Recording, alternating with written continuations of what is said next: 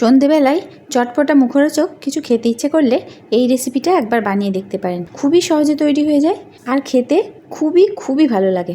আর এই বড়াগুলো দেখুন কতটা নরম তুলতুলে হয়েছে।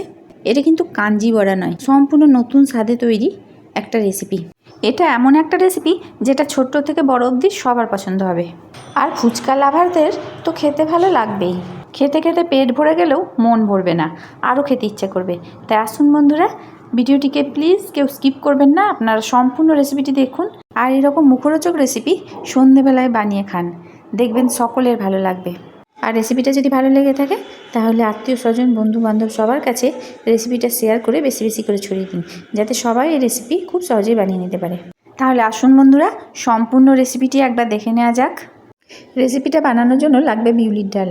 1 ঘন্টা আগে খুব ভালো করে ধুয়ে নিয়ে হাফ কাপ বিউলির ডাল আমি ভিজিয়ে রেখেছিলাম। ভিজে যাওয়ার পরও ডালটা খুব ভালো করে ধুয়ে নিয়েছি, কারণ এই ডালের মধ্যে যে পাউডারটা থাকে সেটা থাকলে খুবই গন্ধ ছাড়ে। খুব ভালো করে ধুয়ে জলটা ঝরিয়ে নিয়েছি।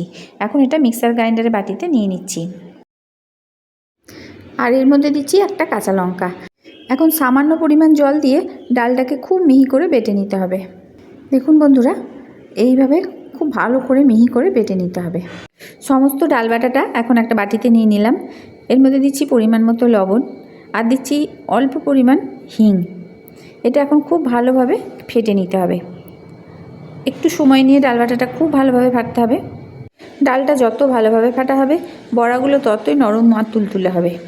ডালটা যদি ভালোভাবে ফাটা না হয় বড়াগুলো কিন্তু তাহলে শক্ত শক্ত খেতে লাগবে, ভিতরে নুন ঝাল টক জল আর ঢুকবে না। দেখুন বন্ধুরা, একটু সময় ধরে ডালটা আমি খুব ভালোভাবে ফেটিয়ে নিলাম। দেখে নিশ্চয়ই বোঝা যাচ্ছে ডালটা কেমন ফেপে উঠেছে। এমনি হাতে করে তুলে দেখাচ্ছি, দেখুন কতটা ফেপে উঠেছে ডালটা।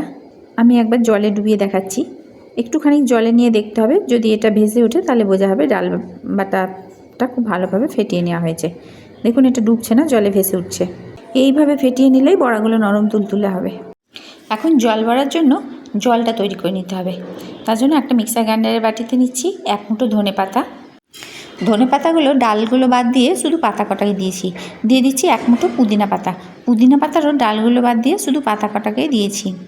1 ইঞ্চি মতো আম আদা ছাড়িয়ে কুচি করে নিয়েছি, এর মধ্যে দিয়ে দিলাম। এটা কিন্তু আদা নয়, এটা আমাদা। আমাদা দিলে সেন্টটা খুবই ভালো হয়। যদি আমাদা না পান আপনারা এখানে আদা ইউজ করতে পারেন, তাহলে আদা দিলে পরিমাণটা একটু কম দিতে হবে। আর দিচ্ছি একটা কাঁচা লঙ্কা। জল দিয়ে এটা একটা মিহি পেস্ট বানিয়ে নেব। মিহি পেস্ট বানিয়ে এটা এখন একটা পাত্রে ঢেলে নিলাম। আর মিক্সার গ্রাইন্ডারে বাটি ধোয়া জলটাও এর মধ্যে দিয়ে দিচ্ছি।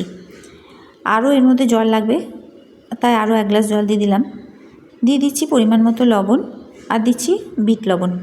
1 চামচ বীজ ছাড়ানো পুরানো তেঁতুল 1 ঘন্টা আগে ভিজিয়ে রেখেছিলাম, সেই তেঁতুল গোলা জলটা এর মধ্যে দিয়ে দিচ্ছি। খুব ভালো করে মিশিয়ে নিতে হবে।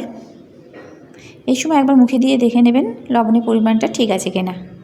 হাফ চামচ ভাজা জিরের গুঁড়ো এর মধ্যে দিয়ে দিলাম আর অর্ধেক লেবুর রস এর মধ্যে দিয়ে দিচ্ছি। জিরেটা ভেজে গুঁড়ো করে এর মধ্যে দিতে হবে। এখন খুব ভালোভাবে মিশিয়ে নিচ্ছি। জলটা একটু মুখে দিয়ে চেক করে নেবেন নুন ঝাল ঠিক হয়েছে কিনা। লবণ ঝালের পরিমাণটা আপনারা আপনাদের মনের মতন করে নিতে পারেন।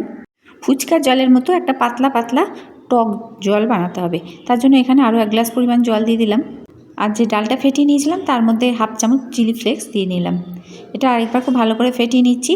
সাদা তেল গরম করেছি আর ছোট্ট ছোট্ট আকারে ফুলুরির সাইজে ডাল বাটাটা ছেড়ে দিচ্ছি। দেখুন বন্ধুরা কতটা ছোট ছোট করে ছাড়ছি। এটাই কিন্তু ডবল সাইজ হয়ে যাবে। মিডিয়াম ফ্লেমে বড়াগুলোকে ভাজতে হবে, না হলে ভিতরে কাঁচা থেকে যাবে। তেলের মধ্যে যতটা ধরে ততটা পরিমাণ বড়া এখানে ছেড়ে দিচ্ছি। কলাইয়ের ডালের বড়া ভাজা আপনারা সবাই খান, দই বড়াও খেয়েছেন, কাঞ্জি বড়াও খেয়েছেন, কিন্তু এই রেসিপিটা একবার অন্তত বানিয়ে খেয়ে দেখুন। একদম নতুন রেসিপি, খেতে দুর্দান্ত লাগে। আর রেসিপিটা যদি ভালো লেগে থাকে তাহলে প্লিজ লাইক শেয়ার কমেন্ট করবেন। আর যে সকল নতুন বন্ধুরা রেসিপিটা দেখছেন তাদের যদি ভালো লেগে থাকে তো প্লিজ চ্যানেলটিকে সাবস্ক্রাইব করার সঙ্গে সঙ্গে পাশে থাকা বেল আইকন অবশ্যই প্রেস করবেন, তাতে আমার নতুন ছাড়া ভিডিও নোটিফিকেশান আপনাদের মোবাইলে আগেই পৌঁছে যাবে। তো দেখুন বন্ধুরা, একটা সাইড ভাজা হলে বড়াগুলোকে উল্টে দিতে হবে। কত ছোট ছোট করে বড়া ছেড়েছিলাম আর কত মোটা মোটা হয়ে গেছে দেখুন। সমস্ত বড়াগুলো উল্টে পাল্টে বেশ মুচমুচে করে ভেজে নিতে হবে। বড়াগুলো এখন মুচমুচে করে ভাজা হয়ে গেল। এখন তেল ঝরিয়ে বড়াগুলোকে তুলে নিতে হবে। আর তেল ঝরিয়ে বড়াগুলো তুলে নেওয়ার পর যে জলটা তৈরি করে রেখেছি সেই জলের মধ্যে দিয়ে দিচ্ছি। গরম গরম বড়া জলের মধ্যে দিয়ে দিতে হবে। দেখুন বন্ধুরা, আমি তেল থেকে তুলছি আর তৈরি করা জলের মধ্যে বড়াগুলোকে দিয়ে দিচ্ছি। একটা চামচের সাহায্যে সমস্ত বড়াগুলোকে জলের মধ্যে খুব ভালোভাবে ডুবিয়ে দিতে হবে। বাকি তেলটাতেই বাকি ডাল বাটাটা ছেড়ে দিচ্ছি। একইভাবে এই বড়াগুলোও ভেজে নেব। অল্প আছে বড়াগুলো ভাজলেও তোলার সময় কিন্তু গ্যাসের ফ্লেম হাই করে দিতে হবে, তাহলে বড়াতে আর বেশি তেল টানবে না। বড়াগুলো তুলে কড়াই সাইডে একটু সময় রেখে জলের মধ্যে দিয়ে দিতে হবে। খুব বেশিক্ষণ সময় লাগে না এর মধ্যে এই জলটা ঢুকতে, মাত্র 10 মিনিট সময় লাগে। খুব ভালো করে বড়াগুলো ডুবিয়ে দেওয়ার পর এটা ঢাকা দিয়ে 10 মিনিটের জন্য রেস্টে রাখতে হবে। 10 মিনিট পর ফিরে এলাম। দেখুন বড়াগুলো সমস্ত জল টেনে নিয়েছে আর কতটা মোটা হয়ে গেছে। দেখুন বড়াগুলো টিপলে কিভাবে ভিতর থেকে জল বেরিয়ে আসছে। একটা ভেঙে দেখাচ্ছি, দেখুন বন্ধুরা কতটা সুন্দর ভিতরে এই টক জলে ভরা। এবার আমি ওপর থেকে ছড়িয়ে দেবো ধনেপাতা কুচি। আপনারা যদি কাঁচা পেঁয়াজ খান তাহলে একটু পেঁয়াজ কুচিও দিতে পারেন। তো আমি নিরামিষভাবে করেছি, পেঁয়াজ এখানে দিচ্ছি না। পেঁয়াজ কুচি দিলেও খেতে বেশ ভালো লাগবে। খুব বেশি ঝাল খেলে একটু লঙ্কা কুচিও দিতে পারেন।